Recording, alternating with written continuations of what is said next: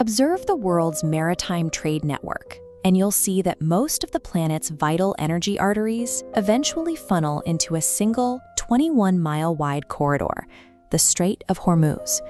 1/5 of the world's daily oil supply moves through this narrow gap between the Persian Gulf and the open ocean. But today, that flow has stopped. On either side of the strait, approximately 2,000 massive cargo vessels are sitting at anchor, motionless. These ships are waiting because the expectation of unrestricted passage, a baseline requirement for global shipping, has effectively vanished. To cross this water now, international shipping companies must navigate a shadow system of vetting and payments, effectively turning the world's most important waterway into an Iranian-controlled toll booth. The process begins on land in the Iranian province of Hormuzgan. Any shipping company wishing to move a vessel through the strait must first contact a specific intermediary company directly linked to the Islamic Revolutionary Guard Corps. The IRGC demands a comprehensive data package. They require cargo manifests, crew identities, and the ship's AIS tracking data. Their goal is to verify that the vessel and its owners have no ties to the United States, Israel, or any nation Iran considers an adversary. Once a ship is vetted, the system moves to step 2. The extortion. Iran has established a tiered pricing system for transit, starting at a base rate of roughly $1 for every barrel of oil on board. The scale of this revenue is massive. A standard very large crude carrier typically reaches a capacity of 2 million barrels. Under this system, that single ship is hit with a $2 million invoice just to pass through the strait. These fees are not paid in US dollars. Instead, Iran demands payment in stable cryptocurrencies or Chinese Yuan, ensuring the money moves entirely outside the reach of Western banks and sanctions. This is a state-sponsored economic engine. By formalizing this process, Iran is extracting millions of dollars from the global economy every time a tanker moves. Step 3 is the physical crossing. Approved ships often approach the strait flying the flag of a friendly nation, like Pakistan, which acts as a diplomatic shield for the vessel, regardless of its actual origin. As the ship nears the entrance, the crew broadcasts secret clearance codes over high-frequency radio, identifying themselves to the Iranian naval monitors. After the codes are verified, the IRGC dispatches an armed speedboat to intercept the tanker. The Iranian military then physically escorts the vessel through a specific corridor between islands controlled by Tehran. This is more than a wartime tactic. Iran recently delivered a 10-point proposal to Pakistan, outlining a strategy to make this toll booth system a permanent fixture of the region. Under this plan, Iran would split the toll revenue with Oman on the southern coast. Iran argues these funds are necessary to rebuild the infrastructure destroyed by recent military strikes, framing the tolls as a substitute for direct war reparations. By holding 2,000 ships in limbo, Iran is attempting to leverage the global supply chain, forcing the world to accept this toll system as the new baseline for maritime trade. Geographically, the strait is a natural choke point. At its narrowest, the distance between the Iranian and Omani coasts is only 21 miles. International law allows nations to claim sovereign waters up to 12 miles from their shores. Because the strait is only 21 miles wide, the sovereign waters of Iran and Oman overlap completely, meaning there is no neutral water for a ship to sail through. However, the UN Convention on the Law of the Sea, the Constitution of the Oceans, is explicit. Articles 26 and 38 state that no nation can charge a fee or block the transit of foreign ships through an international strait. Strictly following the law, Iran's toll booth is a blatant violation of global maritime treaties. For decades, the United States has served as the primary guarantor of these laws, but the current American response to this violation has been unpredictable. Donald Trump has signaled a significant shift away from traditional maritime policy. On April 6th, when asked about Iran's demand for tolls, Trump suggested a counterproposal, that the United States should be the one collecting the fees instead. He argued that as the victors of the conflict, the U.S. should claim the revenue. This shifts the entire nature of the dispute. The argument is no longer about whether a toll is legal. It is an assertion that the right to collect revenue belongs to the strongest military power. The crisis reveals that international maritime law is not a self-enforcing set of rules. In the Strait of Hormuz, military presence has overridden legal consensus. turning an international waterway into a localized revenue stream. Look at a map of the Middle East, and you'll find a single 21-mile-wide strip of water connecting the Persian Gulf to the open ocean. This is the Strait of Hormuz. Right now, anchored just outside this bottleneck, there is a massive traffic jam.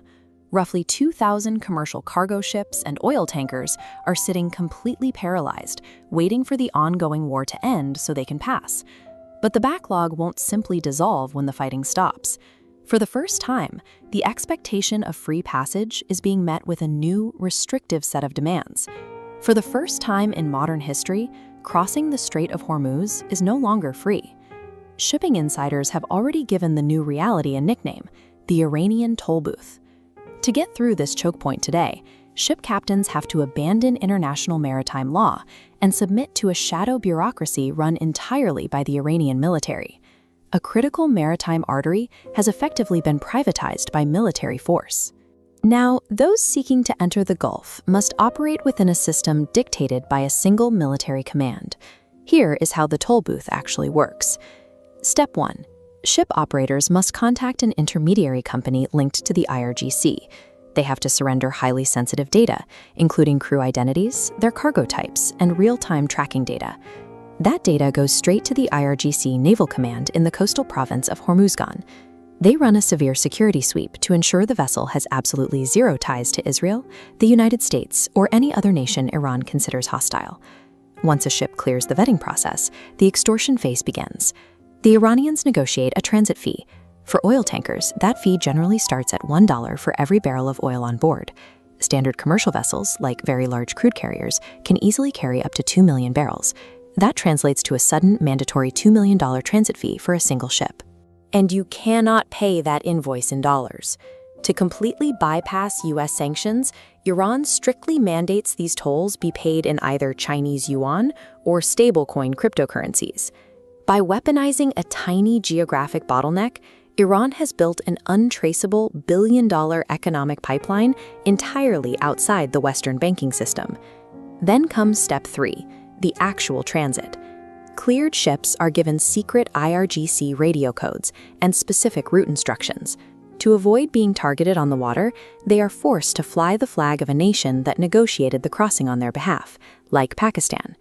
As the ship approaches the strait, it broadcasts its secret codes over high-frequency radio. In response, an armed Iranian military speedboat is dispatched to intercept it. This armed escort forcefully guides the commercial vessel through a highly specific, controlled maritime corridor winding between Iranian coastal islands. This ad hoc system is now becoming formal policy. On April 6th, Iran delivered a 10-point proposal demanding this toll booth become a permanent fixture of global trade, offering to split the profits with neighboring Oman. Their logic? Instead of demanding direct compensation, Iran is classifying these mandatory tolls as permanent war reparations meant to rebuild Iranian infrastructure destroyed during the conflict. By imposing these levies, Iran has turned international shipping into a captive tax base, using the revenue to fund their post-war military and economic recovery. Gulf states and the broader international community are desperately pushing back. Their main tool is the 1982 United Nations Convention on the Law of the Sea, or UNCLOS, a treaty often called the Constitution of the Oceans. This map illustrates the core geographic trap. Under UNCLOS, nations have sovereign control over the water up to 12 miles from their coast. Because the Strait of Hormuz is only 21 miles wide at its narrowest point, the territorial waters of Iran and Oman completely overlap in the middle. Every passing ship physically has to cross into sovereign territory. But the treaty explicitly accounts for this. Articles 38 and 44 guarantee the right of transit passage through straits like this. Furthermore, Article 26 states exactly, no charge may be levied upon foreign ships by reason only of their passage through the territorial sea. The problem is, international law only matters if someone enforces it, and historically, the guarantor of the open ocean has been the United States. When asked by a reporter if he would accept Iran's demand to impose fees on ships crossing the strait, President Donald Trump didn't invoke international law. Instead, he replied, "Why don't we charge the toll?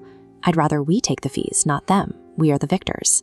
This shift in rhetoric introduces a high degree of uncertainty. It suggests a move away from the principle of open oceans toward a model where the strait is treated as a transactional asset, with Iran dictating the physical terms of passage using armed speedboats, and the US treating the crisis strictly as a transactional shakedown. The Strait of Hormuz is setting a harsh precedent. The global rule of law is being successfully defeated by brute geography. The Strait of Hormuz is a protected international waterway, and daily, roughly 20 million barrels of crude oil pass through its narrow channels. But the Iranian parliament has officially approved a plan to impose a transit fee on every ship crossing the strait, attempting to claim physical sovereignty over the water. This data visualization shows the math behind the plan. If you multiply those 20 million barrels by a transit fee, the revenue counter quickly scales up to $20 million every single day. Over a month, that totals nearly $800 million. For scale, that equals or exceeds the monthly revenue Egypt collected from the entire Suez Canal prior to the recent Red Sea disruptions. Tehran plans to use this exact mechanism to force the global economy to pay for the infrastructure damage caused by the US-Israeli war. The problem is, taxing an international strait is explicitly prohibited by Article 44 of the UN Convention on the Law of the Sea. The last time a nation successfully tolled a global choke point was in the 19th century, when Denmark charged ships navigating the Danish Straits. That practice ended in 1857. Following immense international pushback, the Copenhagen Convention abolished these fees and cemented the modern legal precedent for freedom of navigation. If Iran successfully enforces this toll, a century and a half of maritime law collapses. Other nations sitting on distinct oceanic choke points could easily follow suit and tax global shipping routes. Former State Department official Vali Nas notes that Iran's defense strategy has visibly shifted. While their nuclear program was largely symbolic, it failed to deter direct attacks. Physical control over the Strait of Hormuz, however, offers immediate, actionable leverage. This leverage forced President Donald Trump to announce a fragile 2-week ceasefire, strictly on the condition that the waterway remains open. Those negotiations are currently based on Iran's aggressive 10-point proposal, which demands the right to collect transit tolls, the lifting of all economic sanctions, and the complete withdrawal of US combat troops from the region. Iran's leadership realized that holding a geographic choke point guarantees their survival far more effectively than traditional weapons of mass destruction. Inside Washington, President Trump's understanding of the conflict is primarily filtered through US Secretary of Defense Pete Hegseth. However, intelligence officials report that Hegseth is feeding the president misleading information regarding Iran's actual military strength. Hegseth is evaluating Iranian power by counting the volume of their missile and drone launches. This metric misses the fact that Iran doesn't need a large fleet to hold the water. They only need the credible threat of hitting a single tanker to halt all commercial traffic. A conventional US military strike cannot solve this crisis. You cannot bomb a coastline out of existence, nor can traditional airstrikes strip away the asymmetric naval capacity required to sink a merchant vessel in a narrow channel. By focusing on depleting Iran's stockpiles rather than neutralizing their geographic advantage, the administration is preparing for a battle of attrition while Tehran maintains its ability to freeze global trade at will. Gulf Arab states recognize the danger. If their primary export route is permanently tolled or restricted, their economies face immediate damage. This map illustrates Saudi Arabia's primary physical workaround, the East-West pipeline, pumping oil over land toward the Red Sea, bypassing Hormuz entirely. Expanding this map, we see the proposed route of a broader multinational backup plan known as the India, Middle East, Europe Economic Corridor, or IMEC. But IMEC faces severe political complications. The route requires laying critical infrastructure directly through the port of Haifa in Israel. These immediate bypasses are massively expensive, diplomatically complex, and will take years to fully construct, leaving global trade completely exposed today. The current ceasefire is highly unstable. Iran has explicitly stated that safe passage is only granted to ships that coordinate directly with its armed forces. If the 10-point diplomatic negotiations collapse, Tehran has the operational capacity to shut down the strait in seconds. Whether the United States accepts the toll or resumes military strikes, the long-standing guarantee of free and safe passage through Hormuz has ended. The United States now faces a permanent structural shift in the region. It must either pay a recurring toll to a hostile power to keep the energy market stable, or commit to a multi-year conflict against a coastline it cannot effectively disarm.